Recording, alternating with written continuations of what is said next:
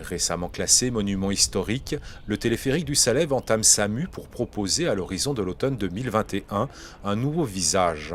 Après un diagnostic technique et urbanistique réalisé sur les deux gares, l'ouvrage de l'architecte genevois Maurice Braillard doit retrouver une ligne contemporaine, tout en facilitant l'accueil des publics.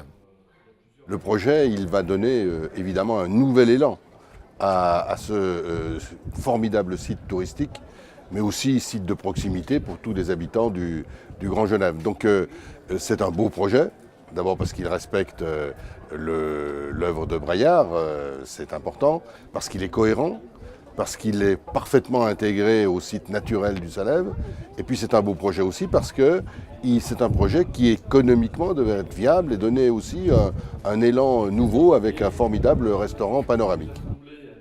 Le projet du cabinet d'architecture DDA Architectes respecte l'ouvrage en lui redonnant ses lignes épurées. Un restaurant panoramique sera créé au dernier étage de la gare d'arrivée. Il rétablit ainsi le projet initial imaginé dans les années 30. Nous ne prolongeons pas le travail de Braillard, c'est-à-dire qu'il ne s'agit pas d'aller chercher dans les croquis ou dans les plans anciens de Braillard ce qu'il aurait pu faire ou ce qu'il avait envisagé de faire et de le faire. Il s'agit, à partir de ce qui est là, de faire ce qui aujourd'hui semble répondre au mieux au programme et aux besoins de la collectivité.